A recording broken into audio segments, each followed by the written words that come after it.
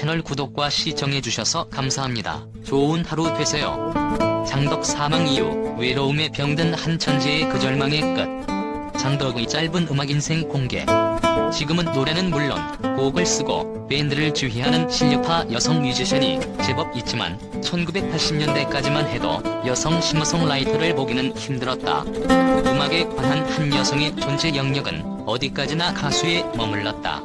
지금으로부터 32년 전인 1990년 2월 4일 28 꽃다운 나이에 약물과다 복용으로 사망한 장덕의 경우는 그렇지 않았다. 1978년 5살 비오빠인 장현과 함께 듀엣 허니와 덕이라는 이름으로 낸 첫 앨범에는 장덕 작사 작곡집이라는 부제가 붙어 있었다. 당시 가요계 풍토로서는 거의 보기 힘들었던 여자가 곡을 쓰고 노래하는 이런 재능은 언론과 팬들의 경이감을 자극하면서 천재 소녀라는 찬사를 가져왔다. 현이와 덕이는 그해 순진한 아이, 꼬마인형, 소녀와 가로등을 잇따라 히트시키며 남매 듀오로 주목을 받았다.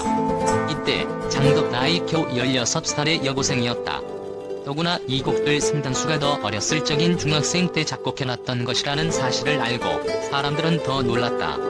장덕은 70, 80년대에 활동했던 우리나라의 대표적인 싱어송라이터로 아주 뛰어난 작곡 실력을 지니고 있는데 그녀는 진미령과 연아, 양하영, 임병수, 김범용 등 70, 80년대를 주름잡았던 여러 가수들의 히트곡들을 많이 작곡해주었던 천재 작곡가였습니다.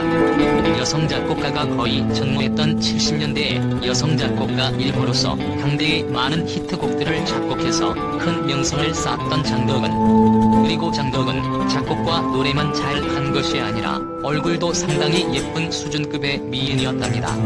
그녀는 예쁜 얼굴에 걸맞게 10여 편의 하이틴 영화의 주연과 조연으로 출연하는 등 영화배우로 활동하기도 했습니다. 하지만 그녀의 삶은 대중들에게 알려진 것과 달리 그리 유복하거나 순탄하지는 않았습니다. 1962년생인 장덕은 서울시립교 향악단 첼리스트였던 아버지와 서양화가 어머니 사이에서 일남 일녀 중 막내로 태어났지만 부모의 이혼으로 초등학교 때부터 외로운 유년기를 보낸 것으로 알려졌습니다.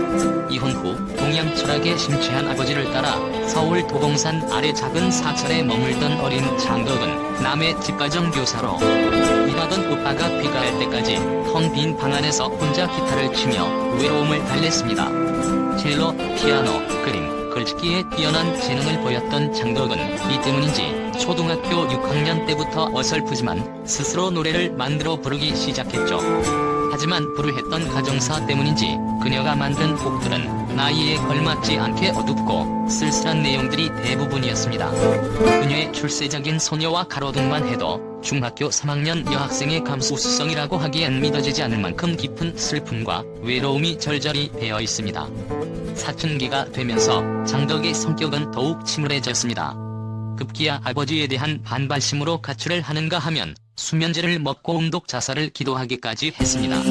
충격을 받은 장덕의 어머니는 딸이 어려서부터 음악에 관심이 많다는 걸 떠올리고는 오빠와 함께 드래곤 브레츠라는 듀엣을 결성해 미 8군 무대에 설 수 있도록 조선해 주었습니다. 이 일을 계기로 그녀는 오빠와 함께 현이와 덕이라는 이름으로 일반 무대로까지 진출해 본격적인 대중연예인 활동을 시작하게 되었던 것이죠. 장덕의 삶은 모두가 선망하는 스타가 된 후에도 꽤 많은 부침이 기다리고 있었습니다. 화려한 스포트라이트의 뒤편에서 남몰래 우울증을 앓고 있던 그녀는 결국 아버지의 재혼을 계기로 또 한 번 자살 소동을 일으키고 말았습니다.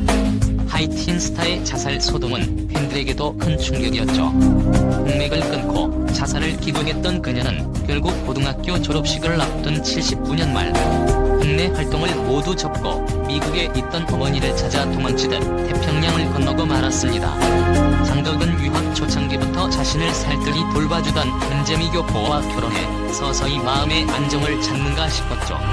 오랜 침묵을 깨고 비패밀리라는 가족 그룹을 결성해 한인회의 각종 행사에 다시 모습을 드러내기 시작한 그 시절의 장덕은 겉으로 보기에는 누구보다 행복한 친구였습니다.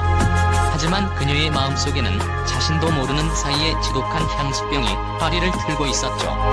결국 한국 생활을 잊지 못해 힘들어하던 그녀는 2년여의 짧은 결혼 생활을 정리하고 1983년 10월 다시 한국으로 돌아와 가수로서의 재기를 모색하게 됩니다.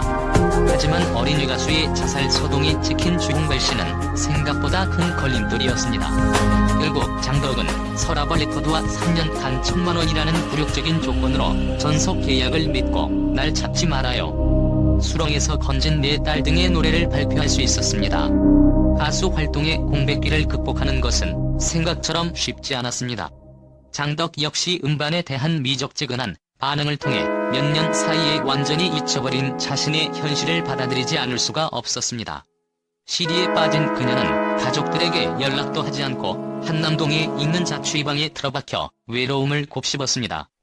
그러다가 동생의 안타까운 처지를 알게 된 오빠 장현이 울산에서 찾아와 현이와 덕이를 재결성하자고 제안했습니다. 듀엣 재결성을 기념하기 위해 85년 내놓은 음반 수록곡 중에서 너나 좋아해가 공전의 히트를 기록하면서 장덕은 기적적으로 재기의 발판을 마련할 수 있었습니다. 이후 그녀는 1년 후 솔로 가수로 독립해님 떠난 후를 연속 히트시키는 등 다시 한번 자신의 음악적 저력을 과시했습니다.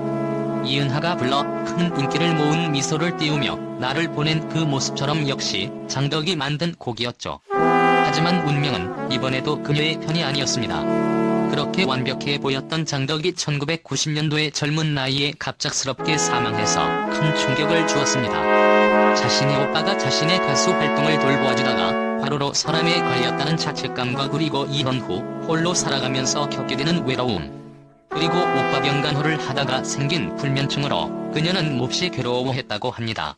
병석에 눈 오빠를 대신해 가족들의 생계를 책임지게 된 그녀는 급기야 다시 우울증 증세까지 도져 외부 활동의 의욕을 잃고 말았죠. 결국 그녀는 1990년 2월 4일 약물과다 복용으로 자택에서 29의 짧은 생을 마감하고 말았습니다. 당시 장덕이 3가지 약물을 함께 먹고 죽었는데 이 때문에 세간에서는 그녀가 자살했다는 루머도 나돌기도 했답니다. 그 당시 장덕은 자신의 친오빠가 암에 걸린 것을 무척 안타까워했으며 오랫동안 오빠병 간호를 하면서 불면증까지 생기고 심한 우울증에 시달렸다고 합니다. 그래서 장덕은 수면제를 먹지 않으면 결코 잠을 자지 못하는 상태까지 되었다고 합니다. 주변 사람들은 장덕이 수면제를 먹은 것은 불면증 때문이었다고 말하고 있고 기관 확장제도 감기 때문에 먹었는데 두 약을 함께 먹으면서 체내에서 두 약이 섞이면서 상승작용을 일으켜서 그 쇼크로 장덕이 사망한 것이라고 합니다. 장덕이 정말 단순히 잘못된 약물 복용 실수로 인한 사고사인지 아니면 그녀가 불면증과 우울증을 이기지 못하고 자살을 선택한 것인지 현재로서는 정확한 사인을 찾기가 힘든 것 같습니다. 세간에서는 그녀가 자살한 것이 아니라 잘못된 약물 복용으로 인한 사고사라고 평하고 있습니다. 장덕이 자살했는가 아니면 단순히 잘못된 약물 복용으로 인한 사고사인가는 지금도 논란이 되고 있습니다. 한국연예협회 가수분과위원 회장으로 치러진 그녀의 장례식에는 평소 그녀와 음악적 교분을 나누었던 50여 명의 선후배 가수들이 참석해 눈물 바다를 이뤘습니다. 장덕이 얼마나 뛰어난 싱어송라이터인가를 잘 보여주는 노래가 하나 있는데 이은하가 불러서 그게 히트했던 불후의 명곡이 하나 있는데 바로 미소를 띄우며 나를 보낸 그 모습처럼 나는 곡인데 이은하의 최고의 히트곡 중에 하나이고 80년대의 최고의 명곡 중에 하나인 이 곡은 바로 장덕이 작곡해서 이은하에게 준 곡이라고 합니다. 장덕은 우리 음악계의 수준을 뛰어넘는 당대의 가장 아름다운 멜로디를 만들어내었던 천재 작곡가라는 명성을 얻고 있는 가수입니다. 우리나라 최초의 여성 싱어송라이터로서 자신의 얼굴처럼 수많은 주옥 같은 명곡들을 많이 작곡해서 대중들에게 커다란 감동과 환희를 안겨주었던 천재 작곡가이자 천재 가수 장덕은 지금은 떠나고 다시 볼 수는 없지만 그녀가 남겨놓고 간 아름다운 명곡들은 우리 곁에 영원히 남아있을 겁니다. 천재들의 요절은 늘 많은 이들을 안타깝게 합니다. 10여 년 전 서울가요제를 발칵 뒤집어 놓았던 또랑또랑한 눈망울의 16살 소녀는 그렇게 자신의 재능을 다 펼쳐놓지도 못한 채 허망하게 세상을 떠나고 말았습니다. 채널 구독과 시청해주셔서 감사합니다. 좋은 하루 되세요.